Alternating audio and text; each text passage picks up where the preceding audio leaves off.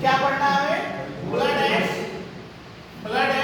जो सिलेबस है उसमें ब्लड एंड बॉडी फ्लूइड्स। तो ब्लड को हम अलग से पढ़ाएंगे। तो अभी हम क्या पढ़ रहे हैं? सिर्फ बॉडी फ्लूइड्स, ठीक है। तो ब्लड एंड, तुम बताओ कि बॉडी फ्लूइड क्या मतलब होता है? क्या? हाँ, कुछ वैसा ही फ्लूइड टाइप का कुछ होता है। बॉडी का जो फ्लूइड होता है उसको क्या बोलते हैं? ये सिंपल सी बात है। फ्लूइड मतलब वाटरी सब्सटेंस, बॉडी का मतलब शरीर, तो बॉडी के अंदर जो फ्लूइड सब्सटेंस उसको क्या बोलेंगे? बॉडी में जितने भी फ्लूइड सब्सटेंस हो क्या हो गए? Body fluid. कोई एग्जांपल बताओ? ब्लड हो गया, तो लिम्फ हो गया, फिर सीएसएफ। आगे सुनिए ना, बॉडी फ्लूइड क्या होता है? जो तुम लोग सब जानकार हो जी, लेकिन तुम लोग कभी घमंड नहीं करते हैं। चलो अच्छा, ठीक है। बॉडी फ्लूइड्स क्या है? Blood and lymph are the two most important body fluids in the human body. Blood comprises of the plasma, WBC and RBC and platelet. तो ये हमारा ब्लड का कंपोनेंट है, ठीक है। lymph क्या है? lymph is a colorless fluid that circulate inside the lymphatic vessels. It is the made up of white blood cells, especially lymphocyte. क्या होता है? T lymphocyte, T cells and B cells. The cells that attack bacteria in the blood and body tissue. It has a high concentration of the glucose. तो ये समझ में आया कि blood and lymph क्या है? इसका ऑर्गेनाइजेशन क्या है? कैसे होता है? By heart. कैसे होता है? By heart होता है। और इसका क्या होता है? इसका ऑस्मोटिक और हाइड्रोस्टैटिक प्रेशर से इसका सर्कुलेशन होता है। मतलब स्क्वीजिंग से जब हम मसल्स में मूव करते हैं तो मसल्स की स्क्वैचिंग और स्पैंडिंग से इसका जो होता है सर्कुलेशन होता है। अब फंक्शन क्या है बॉडी फ्लूइड का? The important functions of the body fluid include the body fluid क्या करता है? Facilitate the transportation of the oxygen and nutrients throughout the body and remove the waste from the body. तो कौन सा मतलब fluid का करता है बॉडी में? एक काम पहला काम कौन का करता है? ब्लड का नाम सुने हो? ब्लड क्या करता है? सारा कोई जो तुम खाते हो या फिर मेडिसिन लेते हो तो कहाँ एब्जॉर्ब होता है? एब्जॉर्ब होकर तो ब्लड में जाता है ना। तो फिर ब्लड से सारे सेल्स को सर्कुलेट होता है। हाँ, फिर क्या करते हैं? They regulate in they help in regulating the body temperature, they maintain and efficient metabolism of the body. इसका मतलब समझ लो। इसका मतलब ये है कि अगर जो है जो टॉक्सिक मेटाबॉलिज्म में क्या होता है? बाई प्रोडक्ट निकलता है तो क्या होता है? टॉक्सिक होता है। अगर ये टॉक्सिक सब्सटेंस शरीर के बाहर नहीं निकलेगा तो क्या होगा? मेटाबॉलिज्म सही से नहीं होगा। तो क्या करेंगे? मतलब यही है, दे maintain A efficient metabolism of the body. अब कंपोजिशन में क्या क्या इसका है? The composition of the body fluid is here. तो कितने टाइप के हैं? पहला क्या है? इंट्रासेलुलर। दूसरा क्या है? और तीसरा क्या है?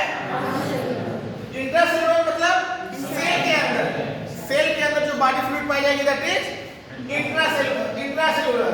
एक्स्ट्रासेलुलर का मतलब सेल के बाहर, और ट्रांससेलुलर का मतलब दो सेल्स के बीच में, ठीक है। तो intracellular made up of 67% of the waters ion and molecules. Extracellular made up of 30% of the cation and the positive charge and negative charge. Transcellular fluid electrolytes such as sodium bicarbonate and chloride ions. तो कोई यहाँ पे तो कोई clear हो जाएगा।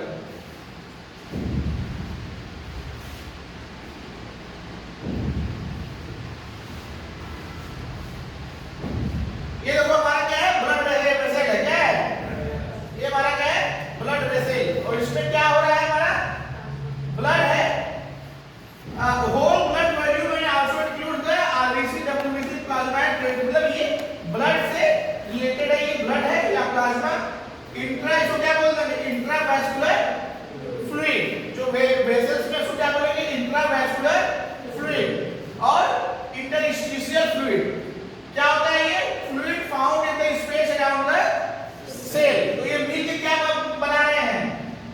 मिलकर क्या बना रहे हैं? Extra cellular fluid. और सेल के अंदर जो जारी है that is the intracellular fluid. ठीक है।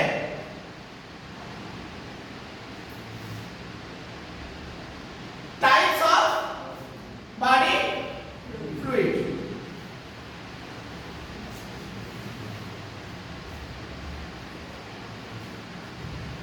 ब्लड क्या है? The main component of the blood include वाला क्या है? Plasma. Plasma is the liquid component of the blood. It is a thin fluid. देखा है प्लाज्मा? देखा है? नहीं देखा है प्लाज्मा? देखा है ना? नहीं देखा है? तो चोट लगता है तो पीले पीले रंग का मतलब सिक्रीट होता है। ठीक है। कंप्राइजिंग आपका ठीक है। It is a thin fluid comprising of the 50% of the blood। मतलब ब्लड का 50% ये प्लाज्मा बनाता है। और फिर रेस्ट 45 में क्या आ जाएगा हमारा? आरबीसी, डब्ल्यूबीसी, तो सारी चीजें आ जाएंगी। ठीक है। It is composed of 90% of water. मतलब इसको छोड़ के ये नहीं है, ये क्या है? ये तो ब्लड का एक पार्ट है। अभी इसमें इसका ये है, आगे समझ में ना? इसका ये है 90% water and 8% of protein. Albumin is a major protein in the plasma. Other proteins include क्या है? Immunoproteins and protein factor। फिर ब्लड का दूसरा पार्ट क्या है? RBC। 40% of the blood contains RBC। ठीक है। तो 55 में क्या है? और 40 में क्या है? RBC। बाकी बचा कितना? 5 बचा। तो 5 में तुम्हारा WBC आ जाएगा, प्लेटलेट आ जाएगा, प्रोटीन फैक्टर आ जाएगा, ये आएगा। तो तुमसे सब पूछा जाएगा कि ब्लड में सबसे ज्यादा मात्रा किसकी होती है? किसकी? हाँ ठीक है। उसके बाद तो ब्लड का कलर रेड क्यों होता है?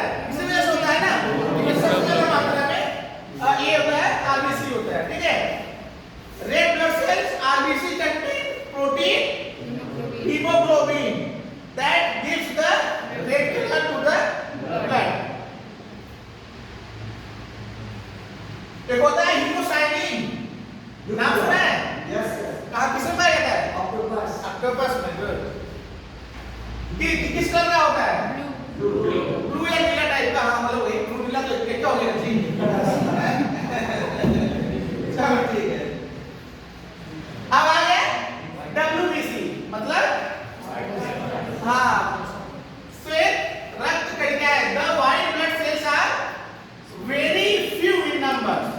The WBC to RBC ratio is the 1:600। मतलब एक WBC के अगेंस्ट कितना होगा ये RBC?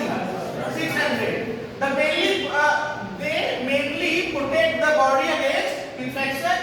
Many WBC crosses the walls of the vessels and penetrate the other tissue। अब आ गया platelets।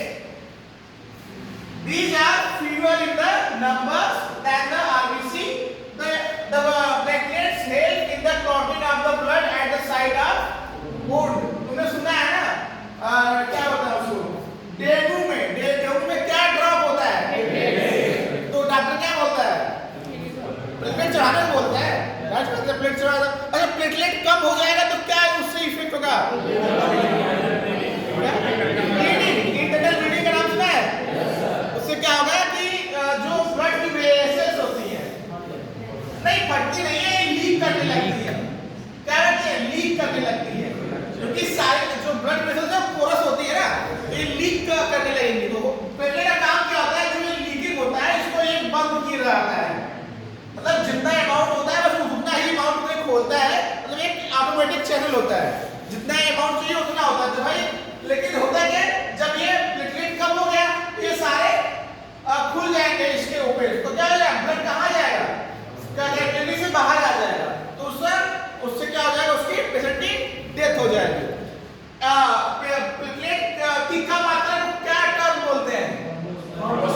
थ्रोम्बोसाइटोपेनिया। थ्रोम्बोसाइटोपेनिया याद है नहीं है? ठीक है, थ्रोम्बोसाइटोपेनिया मतलब लो ब्लड प्लेटलेट काउंट। ठीक है, चले आगे। गुड। अब चलो, lymph is a colorless fluid present in the interstitial tissues. It circulates throughout the lymphatic system. तो सर्कुलेटरी सिस्टम अलग होता है, लिम्फेटिक सिस्टम अलग होता है, मतलब लेकिन पैरेलल ही चलते हैं, दोनों पैरेलल ही चलते हैं, बट उनका मतलब मैकेनिज्म अलग होता है। It can be defined as blood without RBC, मतलब इसमें RBC नहीं होगा, RBC छोड़ के सारे होंगे, WBC ये सब सारी चीजें होंगी। फंक्शन क्या है? The exchange of nutrients, hormones, gases occurs through this fluid. Kyle का फंक्शन है क्या होता है? चाइल्ड होता है, चाइल्ड बोलते हैं, चाइल्ड। अच्छा ठीक है, काइल का क्या फंक्शन है बताओ? नाम सुना है काइल? गुड। जो हमारी स्टमक से न्यूट्रिएंट्स होता है उसको एब्जॉर्ब करके लाइक फैट ग्रेन्यूल्स लाइक उसको फिर क्या होता है ब्लड में सप्लाई करता है ये। Chyle is a form of lymph that contains fat and it has been absorbed into the bloodstream via small intestine. It consists of lymphocytes that play major role in the immune system. इसको बताया नहीं क्या जैसे जब immune system पढ़ाएंगे। अब fluid के compartment, there are two main body fluid compartments where most of the part water occupies. About 2/3 is in the intracellular fluid compartment. Intracellular fluid is the fluid within the, तो पता है तुम लोग को, the remaining 1/3 of the body water is outside the cell, that is called extracellular fluid compartment. The ECF is the body's internal environment and cells external environment. इसमें क्या है कि जो इन्होंने बोला है, ECF is the body's internal environment and cells external environment. आज में बोला? Good. The ECF compartment is divisible into two components. पहला क्या है? Plasma, the fluid portion of the blood, and interstitial fluid, the fluid in the space between the tissue cells. ये हमारा क्या है कि टिश्यू है और इसमें क्या है टिश्यू किस चीज के बने होते हैं? सेल्स के। तो सबसे छोटी इकाई क्या है? सेल। उसके बाद टिश्यू, उसके बाद बस और कुछ ठीक है। तो it has been known that human plasma has a significantly longer shelf life than the blood, than the whole blood, which is why it can be more sought, मतलब great demand after those that need a part of their treatment. अरे तुम लोग blood लेने गए हो? ले गए हो? ब्लड लेने गए हो कभी किसी का ब्लड बैंक से? नहीं। तो कोई क्यों खराब हो जाता है? क्या नाम है? प्लाज्मा का शेल्फ लाइफ क्यों ज्यादा हो जाता है? बिकॉज ब्लड में क्या होता है? WBC और RBC का लाइफ स्पैन कितना होता है? 120। जाहिर सी बात है ये ब्लड को मैक्सिमम कितने दिन तक आप रख सकते हैं, ठीक है। और प्लाज्मा क्या है? प्लाज्मा में ऐसा कुछ नहीं है, तो इसको जाहिर सी बात है इसका शेल्फ लाइफ कितना हो जाएगा? ज्यादा हो जाएगा। कुछ नहीं क्या हो जाएगा? क्योंकि हम इसको फ्रीज में रखते हैं, वहां पे फ्रीज में रखते हैं, इसकी शेल्फ लाइफ ज्यादा हो जाएगी। तो इसीलिए जब किसी पेशेंट में ब्लड का जो है कंसंट्रेशन मतलब कि उसका मतलब कि वॉल्यूम, जब किसी पेशेंट का वॉल्यूम कम हो जाता है तो डॉक्टर क्या करते हैं उसको प्लाज्मा, सपोज पेशेंट में आरबीसी WBC की काउंट सही है बट वॉल्यूम कम है तो क्या करा देते हैं उसको प्लाज्मा। तो डॉक्टर दो तरीके से ब्लड मंगाते हैं, एक मंगाते हैं होल ब्लड और एक जो है ऐसे प्लाज्मा सेपरेट करके मंगाते हैं। अगर जब उन्हें कभी तुमने सुना है डॉक्टर लोग कभी डेंगू के पेशेंट को ब्लड नहीं चढ़ाते हैं, क्या चढ़ाते हैं? प्लेटलेट चढ़ाते हैं। तो अपने मतलब इनकी डिपेंड होता है क्या उनको डिमांड है, क्योंकि अगर ब्लड चढ़ा देंगे तो ब्लड का वॉल्यूम बढ़ जाएगा पेशेंट में, तो वो भी सही नहीं है, ठीक है। तो patient totally depend on patient condition.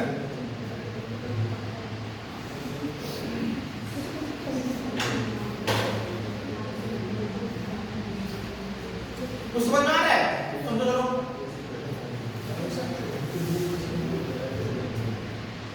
Nutrients का ये आदान प्रदान होता है, कम्युनिकेट हो रहा है, ये इसमें है, ठीक है।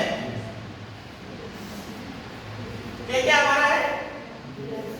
Blood, plasma. ये क्या है हमारा? Interstitial fluid. और ये क्या है हमारा? Intracellular tissue cells. ये समझ में आ रहा है फिगर? कुछ नहीं आ रहा है फिगर? समझ में कुछ नहीं है? अरे बोलो, आ रहा है तो? नहीं आ रहा है तो? नहीं समझ में आ रहा है? कुछ लोग बोल रहे आ रहा है, कुछ बोल रहा, लड़कियां बोल रही नहीं आ रहा है, लड़के बोल रहे आ रहा है।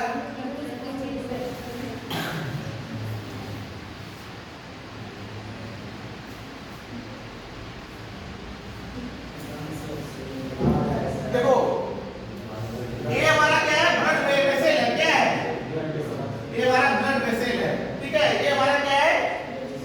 टिश्यू है। ब्लड और टिश्यू के बीच में जो स्पेस है, क्या बोलते हैं उसको? Interstitial space. क्या समझ में आ रहा है ना? अब देखो, अब लंग से ऑक्सीजन सीधे टिश्यूज में तो आएगी नहीं, उसके लिए एक मीडियम की जरूरत होती है ना, ठीक है। तो देखो अब हुआ क्या? लंग से ऑक्सीजन आया, पहले कहां आया? ब्लड में आया। फिर ब्लड से कहां जाएगा ये? फिर उसके बाद कहां जाएगा? सेल्स में जाएगा। फिर सेल में फिर उसका मेटाबॉलिज्म होगा, चाहे कैटाबॉलिज्म चाहे एनाबॉलिज्म। ये स्टेप समझ में आया नहीं है? पहले कोई भी चीज आएगा सेल टिश्यू में आ जाएगा। पहले कहां आएगा? ब्लड में आएगा। उसके बाद यहां तक समझ में आया? ठीक है। अब इसका बाई प्रोडक्ट क्या क्या बना? फिर ये कहां जाएगा? फिर कहां जाएगा? फिर कहां जाएगा? ये सीधे CO2 टिश्यू से लंग्स में नहीं जाएगा। आगे समझ में? इनके एक चैनल होता है, ठीक है। अब आओ जो है जीआई ट्रैक्ट।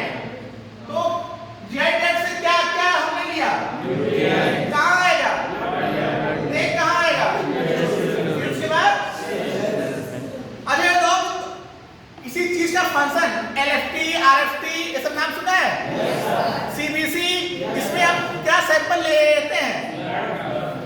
मतलब ब्लड लेते हैं, ब्लड को फिर सेपरेट करके उसको समझते हैं। तो कैसे हम लोग मेजर करते हैं? इसी तरीके से मेजर करते हैं, क्योंकि सारा केमिकल और न्यूट्रिएंट्स ब्लड में होता है। सारा केमिकल न्यूट्रिएंट्स जो भी होता है सब ब्लड में होता है। तो ब्लड से ही हम सारा उसका कैलकुलेशन कर लेते हैं कि LFT में कितना है, लिपिड प्रोफाइल कितना है, ठीक है। आगे समझ में ना कैसे? क्योंकि ब्लड ही तो सारा उसका मतलब कि मीडियम है, ठीक है। अब न्यूट्रिएंट्स कहां गए? यहां से फिर टिश्यू, फिर यहां से क्या हुआ? H2O बना, H2O से फिर H2O आया, फिर चला गया, वहां चला गया। अब आ गए किडनी। अच्छा सॉरी, मतलब यहां से फिर ये H2O है, H2O और आयन यहां आया, ब्लड में आया। ब्लड के बाद फिर ये दोनों तरफ जा सकता है, ये दोनों तरफ जा सकता है, ऊपर भी नीचे भी, और फिर ये भी ऊपर नीचे दोनों, ठीक है। क्योंकि इसका न्यूट्रिएंट का तो कोई बाई प्रोडक्ट होता है, तो ये तो सीधे टिश्यूज में एब्जॉर्ब होता है, ठीक है। अब किडनी में क्या हुआ? वो H2O और आयन कहां जाएगा? Vice versa. मतलब ब्लड से इंटरस्टिशियल फ्लूइड से यहां आ भी सकता है और जा भी सकता है। फिर यहां पे क्या हुआ? आयन क्या हो सकता है? आ भी सकता है और जा भी सकता है, लेकिन वाइस वर्सा इसको ऐसे बोलते हैं, ठीक है। ये एरो दिखाई देता है, ठीक है। अब उसके बाद नाइट्रोजनस वेस्ट कहां जाएगा? इंटरस्टिशियल फ्लूइड से ब्लड एंड देन। तो ये बताओ कि किसी का किडनी खराब हो जाता है तो क्या चीज बढ़ा रहता है? क्रेटनिन। किडनी खराब है। किडनी क्या होता है? जब किडनी खराब होती है ये फिल्टर नहीं कर पाता है ब्लड, ठीक है। तो ये क्या कर देता है?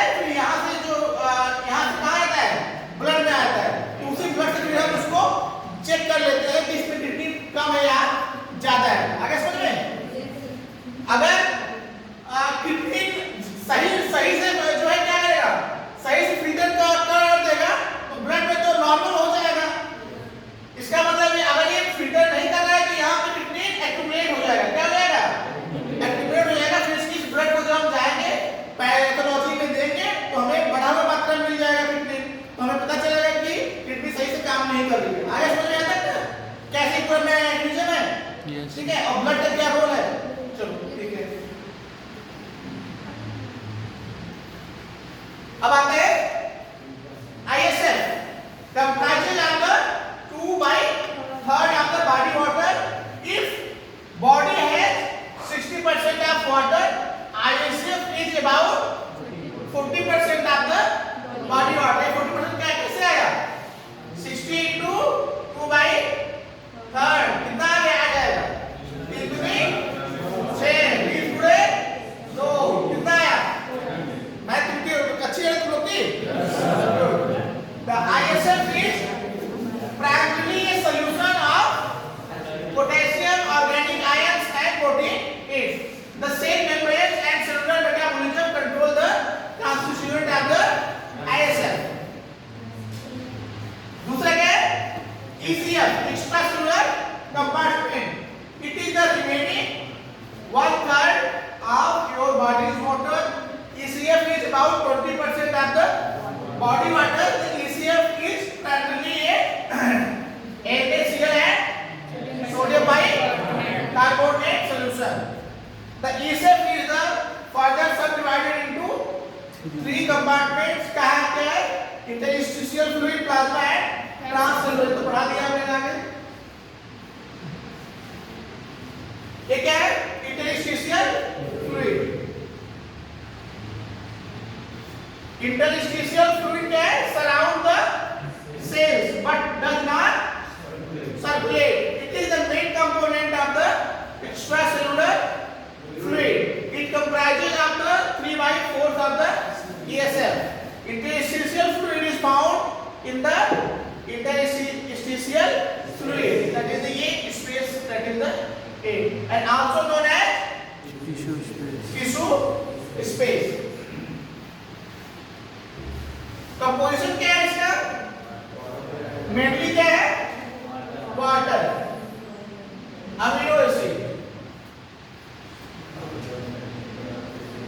दूसरा क्या है, शुगर, उसके बाद फैटी एसिड, उसके बाद क्या है, कोएंजाइम, उसके बाद हार्मोन, उसके बाद क्या है, उसके बाद ठीक है।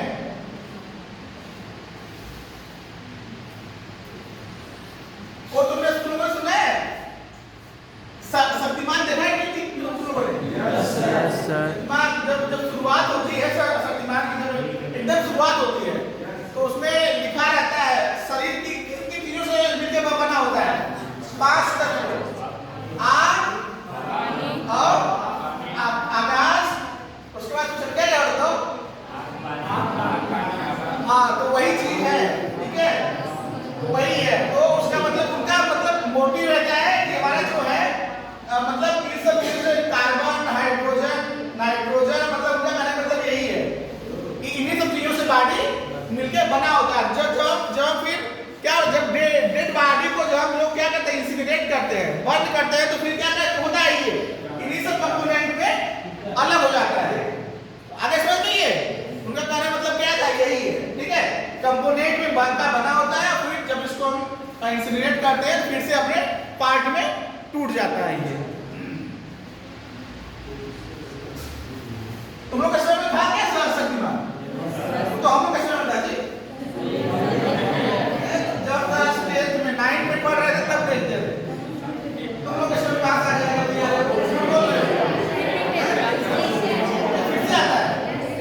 फंक्शन आपका इंटरस्टिशियल फ्लूइड क्या है, इंटरसेलुलर क्या है, communication. Interstitial fluid bathes the cells of the tissue, removal of the metabolic waste. Plasma, it is the yellow liquid component of the blood in which blood cells in whole blood are normally suspended. 50% of the total blood volume, ये मैंने पिछली बार बताया। It is the intravascular fluid part of the extracellular fluid. It makes up about 1/3 of the 1/4 of the ESF. Composition क्या है, water. Maximum हमारे body का क्या है, क्या है, वाटर है।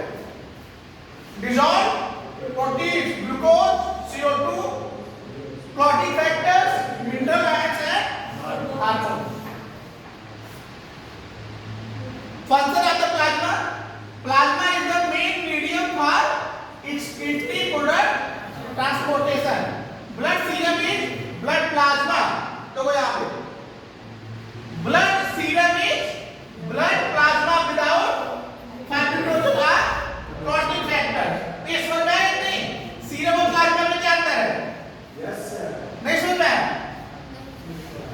सीरम और प्लाज्मा में क्या अंतर है?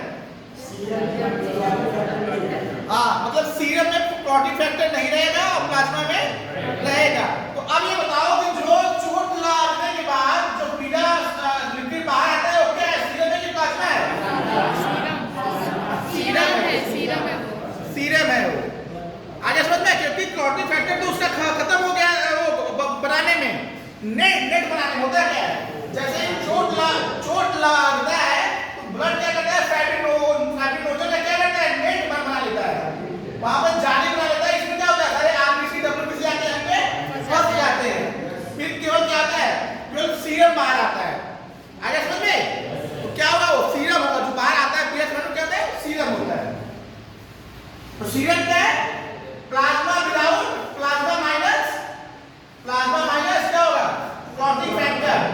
प्लाज्मा माइनस क्लॉटिंग फैक्टर क्या आ जाएगा? ये सीरम। आगे समझ में? सीरम प्लाज्मा यस अंतर। गुड। अब आते कहां थे सीरम? कहां रहा है?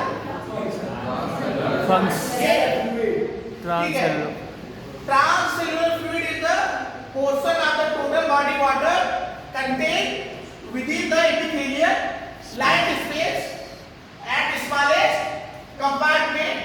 Examples is like cerebrospinal fluid. Ocular fluid कहाँ पाया जाता है?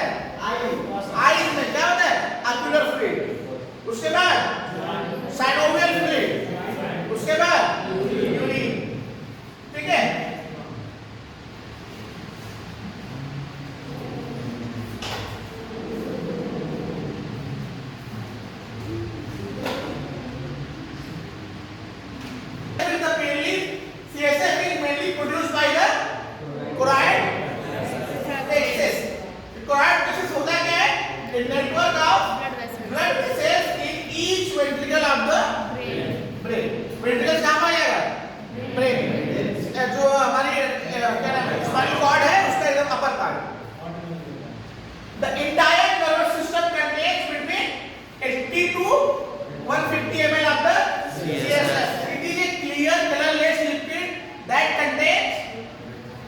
White blood WBC, glucose and protein, lactic acid, urea, cations and anions.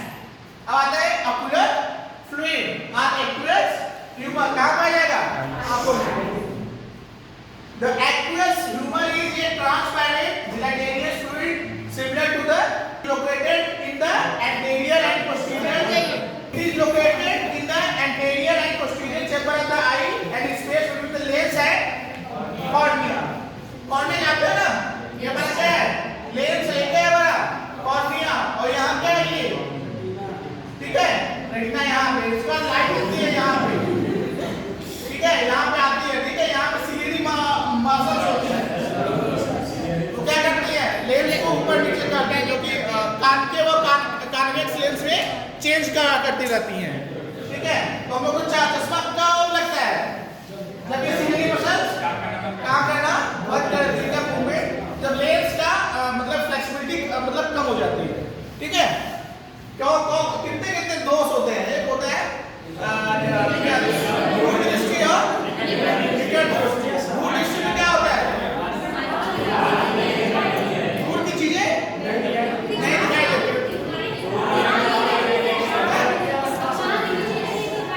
दूर दृष्टि में दूर दृष्टि में 5 के लिए नहीं आती। अच्छा, दूर की दिखाई देती है, 5 के लिए दिखाई देती है। और निकट दृष्टि में दूर के मतलब उल्टा इसमें नाम लग जाएगा।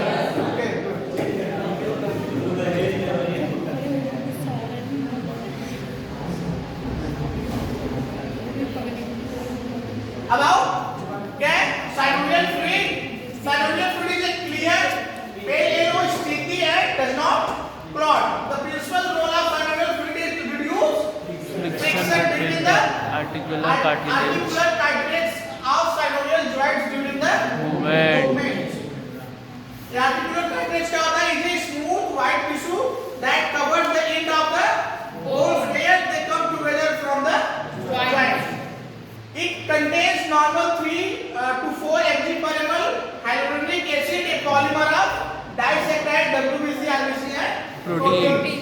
उसके बाद क्या है urine. Urine is a typically sterile liquid by product of the body secreted by the kidneys through a process called urination and excreted through the urethra. It contains 90% of the water organic solutes like urea, creatinine, uric acid and trace amounts of the enzymes like carbohydrate, hormones, fatty acid, pigments and mucin and inorganic ions such as sodium and potassium and chloride. Body water contains factors मतलब body का जो water content है किस पे depend करेगा which determine the factors which determine the overall water content of a human being include sex, age, mass and body fat percentage. Infants with their no bone mass and no body fat are 73% of the water. Due to the higher concentration of water, the infant's skin appears dewy and soft. Dewy का मतलब वहाँ वो Perl का नाम क्या है? कौन सा साबुन होता है जी? पियर्स। हाँ पियर्स वाला इसी में आता है। ये बेबी की स्किन बड़ी सॉफ्ट होती है, पियर्स वाला आता है। हाँ तो ठीक है। Total body water declines after infancy मतलब बच्चा जब बड़ा होता है तो वैसे वैसे बॉडी कंटेंट कम होता जाता है। By one reaches old age total body water is only about 55%. The average young man has around 60% of water while a healthy young woman about 50%. मतलब वुमेन में कम है और मेल्स में ज्यादा है। ऐसा रीजन क्या है? This is because women typically have less skeletal muscle. Skeletal muscle कम क्यों है? Because उनका मेहनत वाला काम ज्यादा नहीं होता है, मेल ज्यादा मेहनत वाला काम करते हैं, ठीक है? And more fat than males. Fat की संख्या फीमेल्स में ज्यादा होती है। Adipose tissue is the least hydrated tissue in the body. तो फैट जहाँ ज्यादा रहेगा, वाटर कंटेंट अपने आप कम रहेगा। Even bone contains more than fat. In contrast, its skeletal muscle contains 70% of the water. So the more muscle one has, the higher total body water percentage will be. आगे सुनिए, मतलब fat जितना ज्यादा रहेगा water content उतना कम रहेगा। Skeletal muscle जितना ज्यादा रहेगा फैट सॉरी वाटर कंटेंट उतना ज्यादा रहेगा। फ्लूइड मूवमेंट इमाम कंपार्टमेंट और कौन सा प्रेशर है? ऑस्मोटिक है। Hydrostatic pressure regulate the continuous exchange and mixing of the body fluid है ना वो लिम्फ वाला। Although water moves freely between the compartments along osmotic gradients, solutes are unequal distributed because of their size, electrical charge and dependence on transport proteins. In general, substances must pass through both the plasma and interstitial fluid to reach the intracellular fluid. In the lungs, gastrointestinal tract, kidneys exchange between the outside world, the plasma occur continuously.